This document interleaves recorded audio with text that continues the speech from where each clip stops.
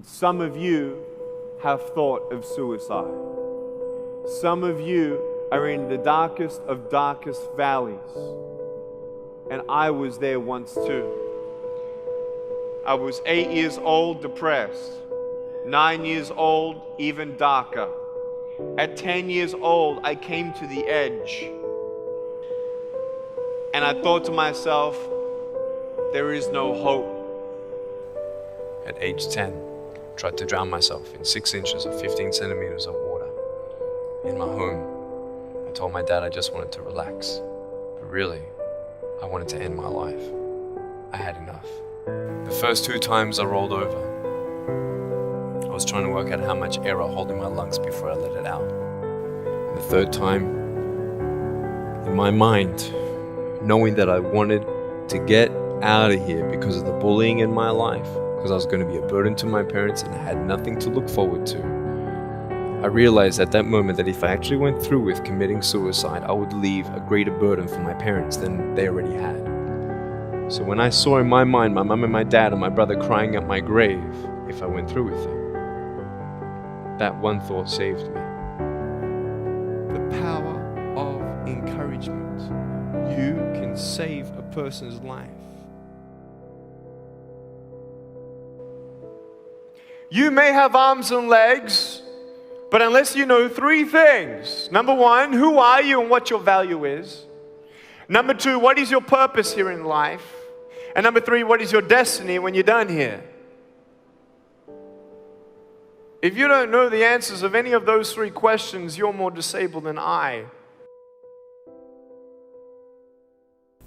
If I gave you $1 billion, would you be happy? If you gave me $1 billion, I'd be very happy. But then if my mum dies tonight, am I happy? No.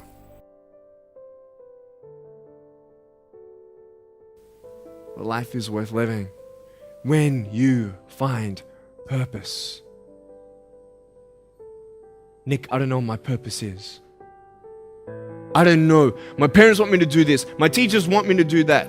My friends think that I should do this, and I don't know what to do. And you're torn, man. You don't know what to do. You have to make important decisions, man. You don't know what to do. Who do you believe? Follow your heart. If that's who you want to be, if that's what you want to do in life, then walk to it. One day at a time.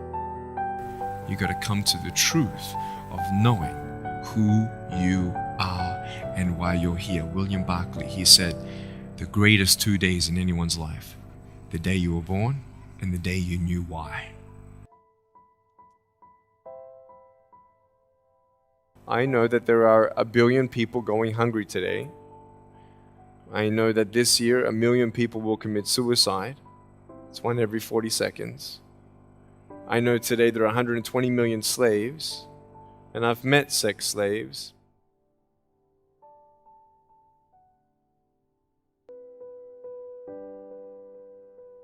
So many people tease each other. Oh, you know, you're too short, you're too tall, you look whatever. Different hair and all that. It doesn't matter. See, the thing is, when you're in school, when you're growing up in life, it actually sort of matters to people how you look. And then it matters to you because it matters to others. Why? Why does it matter how you look? Because if they don't like you, then who will? If they don't accept you, then who will? I know so many teenagers who look themselves in the mirror and wish that they had a different body. I want to ask you, what are you going to believe? Are you going to believe in yourself? Are you going to believe everybody else's judgment on you? Are you going to believe people when they say that you're a failure? No one really likes you. No one really cares about you. That's what this world is. I want to look like her. I want to look, if I was taller, shorter, smarter, more popular, whatever you want. It's not enough. And the fear that we have is that we're going to be alone, that we're not good enough. And, you know, we have to change ourselves. And, you know, so many people put me down and say, Nick, you look too weird and no one's really your friend and you can't do this and you can't do that. And I couldn't change anything. It's not like just fixing my hair one day and everything's fine. It's not like, you know, just whatever. I couldn't change my circumstance. I couldn't just one day wake up and say, hey, give me arms and legs. I need arms and legs. But it was so hard because people put me down. And I started believing that I was not good enough. I started believing that I was a failure.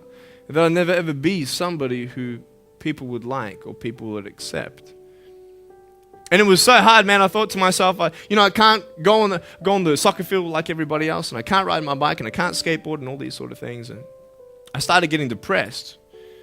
I thought, what kind of purpose do I have to live? I mean, are you just here to live to die? I mean, is there not a purpose for me? Is there not a purpose in life? And I had questions and no answers. And I asked my mum and dad, why did this happen? I asked doctors, why did this happen? They don't know. There are some things in life that are out of your control that you can't change and you got to live with. The choice that we have, though, is either to give up or keep on going.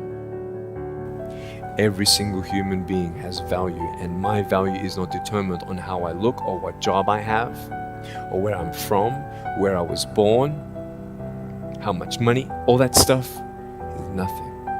And it's funny how the friends around you sort of determine who you are. You change yourself. You come to school. And everybody swore around me at high school, so I started swearing. Why? Because it's the cool thing to do. Everybody swears. So I don't want to be left out. And I want to be accepted, so I started swearing. You go to a party, everybody's drinking, so you drink. Why? Well, everybody else around me is doing a big deal. And you start losing yourself, and you start putting your security in temporary things.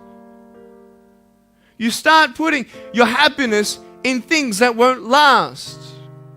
You can get drunk all you like, but in the morning, you're going to be sober with a headache with the same problems. Nick, you're not good enough. Nick, just give up. Nick, you're never going to get a job. You won't get married. You can't even hold your wife's hand. What kind of a father are you going to be if you can't even pick up your kids when they're crying?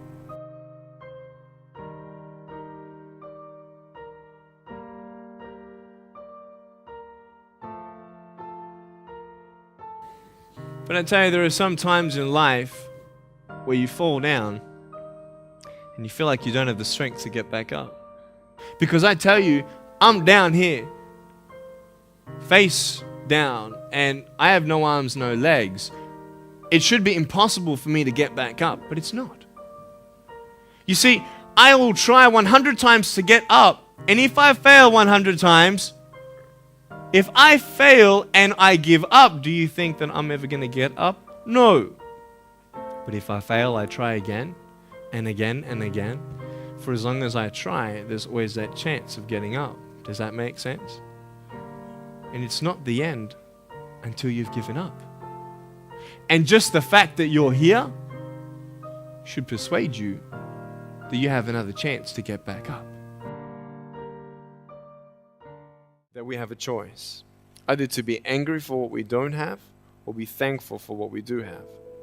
You have a choice every day you come to school to either tease somebody, gossip about somebody, or you can go up to them and encourage them. There's still hope. I'm not here today to tell you that I understand your pain. I don't know how it feels to be abused. I don't know how it feels to feel, quote, fat and you've got an eating disorder. I don't know how it feels to have a broken home. But I just want you to know that it's not the end. It matters how you're going to finish. Are you going to finish strong?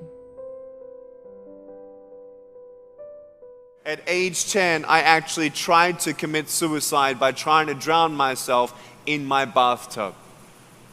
And the only reason I decided to stay was because I didn't want to leave my loved ones with that pain. So I decided to give my broken pieces a chance. Man, am I glad that I'm still here. Today, I still have no arms, no legs, but everything's changed. When I'm 24 years old, 5-6 years ago, I was in California, and I never met anybody else like me. When I was 10 years old, I wish I would have met somebody like me. Never did. Didn't get that miracle. But at 24, in California, I saw a little boy with no arms and no legs, 19 months old, just like me. I knew he was going to be bullied. I knew he was going to go through depression. I knew he would feel alone. I knew that he would get worried if he's ever going to have a girlfriend, and so on and so on. I got the father to bring him up on stage in front of 2,000 people. And everyone was crying. And it was a materialization of when you don't get a miracle, you can be a miracle for someone else. Think of the 3 biggest discouragers in your life.